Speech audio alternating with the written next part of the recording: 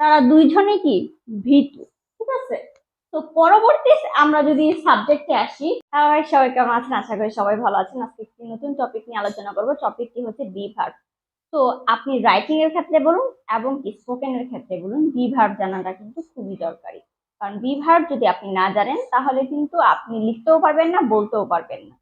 তো কোন সাবজেক্টের সাথে কোন ভার্ব হবে আজকে এই ভিডিওর মাধ্যমে আমরা শিখবো। তো এখানে কিছু উদাহরণ দেওয়া আছে, চলুন আগে সেগুলো দেখে নিই।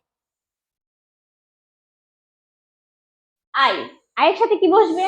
আই এর সাথে বসবে M. I am a film maker, I am a training. ঠিক আছে, আই অ্যাম এর পর আপনি নাউনও ব্যবহার করতে পারবেন, প্লাস অ্যাডজেক্টিভও ব্যবহার করতে পারবেন। তো তাও ইউ, উই, দে, মিম এন্ড কোনি এগুলোর সাথে কি ব্যবহার করবেন? তো আপনি কি সেকেন্ড পারসন বা এক বা একাধিক ব্যক্তির ক্ষেত্রে আপনি কি ব্যবহার করতে পারবেন? হচ্ছে আর ব্যবহার করবেন। কি ব্যবহার করবেন? আর ব্যবহার করবেন।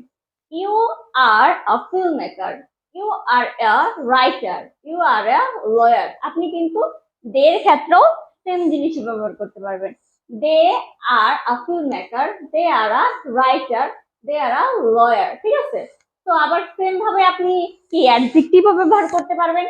যেমন মিম অ্যান্ড কনি কি আর স্ট্রিমিং, তারা দুইজনে কি ভীতু। ঠিক আছে, তো পরবর্তী আমরা যদি সাবজেক্টে আসি, যে he, she, it, Connie, my sister, his father, তারা কিন্তু সিঙ্গুলার আছে, তাই না? একজন একজন। তো একজনের ক্ষেত্রে আপনি কি ব্যবহার করবেন? একজনের ক্ষেত্রে হচ্ছে আপনি ইজ ব্যবহার করবেন। কি ব্যবহার করবেন? ইজ ব্যবহার করবেন। He is a film maker, he is civic. সে কি? সে হচ্ছে ভীতু, সে অনেক দয়ালু। ঠিক আছে, তারপর কি? কনি ইজ আ ফিল্ম মেকার, কনি কি? একজন ফিল্ম মেকার। কনি ইজ কি? কনি ইজ একজন রাইটার। আপনি আবার কি ব্যবহার করতে পারবেন? My father is a lawyer. আবার এটাও ব্যবহার করতে পারবেন। My sister, my sister is kind. আমার আমার বোন কি? অনেক দয়ালু।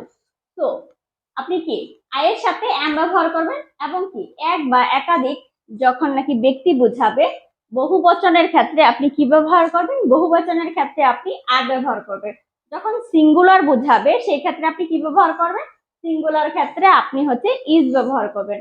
তো আশা করি আপনি এই ব্যবহারগুলো বুঝতে পেরেছেন। যদি কেউ না বুঝতে পারেন অবশ্যই কিন্তু আমাকে কমেন্ট করে জানাবেন। তো আমি কিন্তু আপনাদের সবাইকে বুঝিয়ে দেবো। তো আজকে এই পর্যন্তই, দেখা হবে অন্য কোনো ভিডিওতে। ততক্ষণ পর্যন্ত আপনারা সবাই ভালো থাকবেন। ধন্যবাদ সবাইকে।